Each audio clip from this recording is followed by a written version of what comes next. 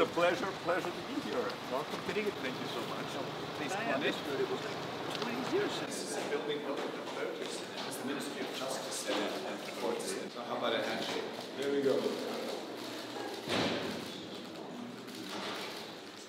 Excellent. Thank you. And then we hello from the ministry. Hello. You know, our ambassador, diplomatic advisor, Liu in charge of EPP affairs. Oh, excellent. Communications advisor. Head of the actually keeping off the center state here.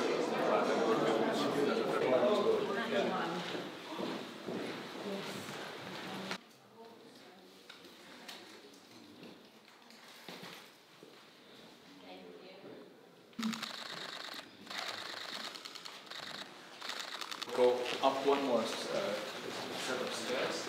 At the end of the negotiation, everyone was a party. Because then people start to realize end of government also means end of my job. Yes. And some people are very practical. Yes.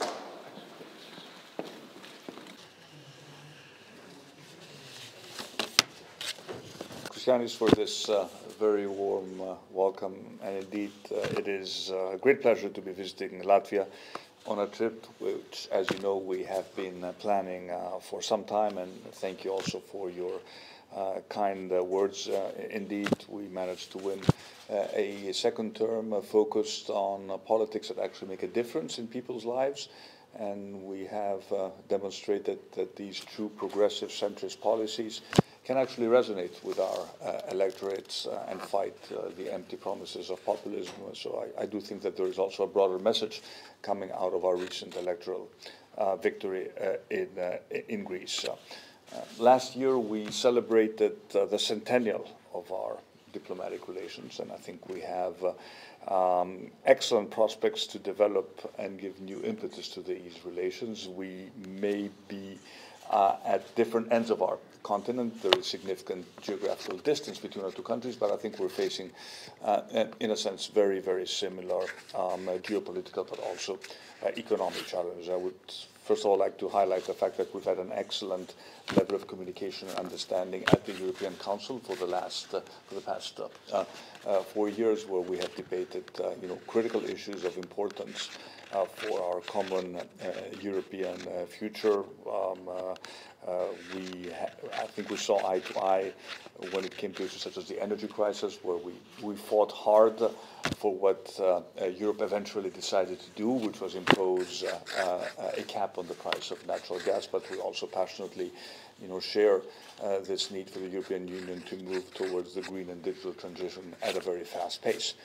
But of course, there is no prosperity without security and freedom, and that is why the Russian invasion in Ukraine was discussed, and we have a common understanding that we need to continue to support Ukraine for as long as it takes, with whatever means we can make available to the Ukrainian people in order for them to actually prevail in this conflict. And of course, these issues will also be discussed in the upcoming NATO summit in Vilnius.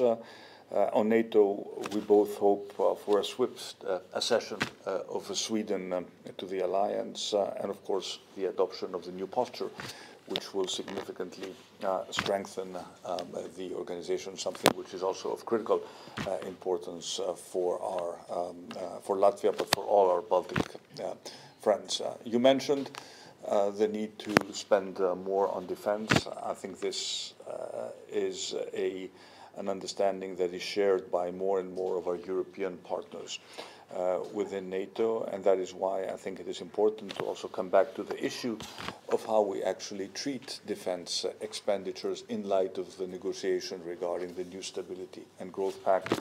I think that defense spending is qualitatively different from every other type of spending, because it is the one type of spending that allows us to remain free and prosper as free societies. And as we will all spend more on defense, the European aspect of defense cooperation also within the NATO umbrella becomes, in my mind, more and more important.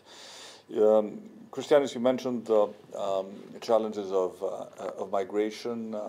We both sit on the external borders of our union. We face different types of challenges, but I think we both agree that without protecting our external borders effectively, we cannot have a comprehensive migration policy as a European Union, nor can we hope to maintain the freedom of movement within Schengen unless we protect effectively our external borders and we essentially become the masters of our own destiny rather than outsourcing this task to the smugglers and those who will systematically exploit human suffering to allow desperate people to embark on a very perilous trip to enter our union. We're happy with the fact that we've made progress regarding the new migration and asylum pact, and I'm happy that at least at the level of the Council there is a shared understanding regarding the importance of the external aspect of migration. Of course,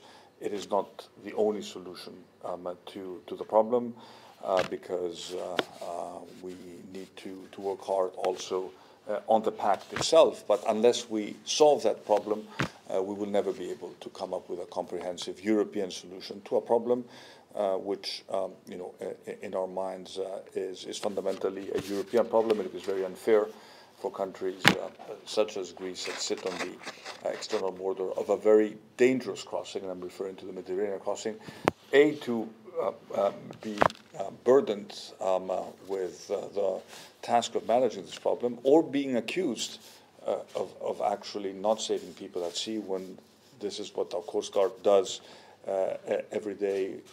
We should be placing the blame squarely on the smugglers and on those who facilitate them. They are the ones who are at the end of the day responsible for whatever tragedy takes place in the Mediterranean. We have been imposing a tough but fair migration policy, and I think we've demonstrated that the less boats you actually have at sea, the more, the lesser the risk of people losing their lives at sea. We have effectively broken the smugglers' business model in the Eastern Mediterranean route, and I think this is what we should be doing across the Mediterranean.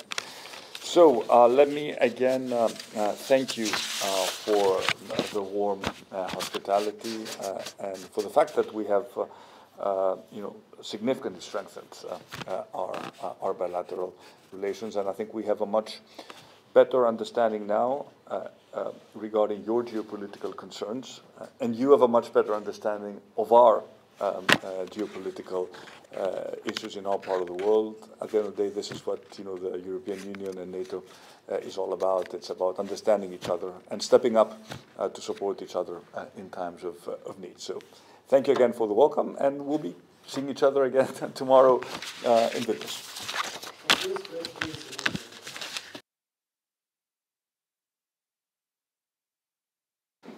Thank you. And let's make a family photo. Yes, please. Yeah. Yep. So, would you sign, please, our guest?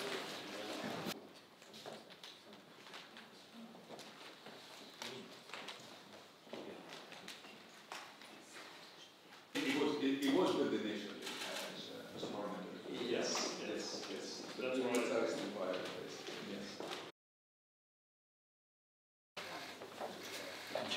Yeah, thank you very much.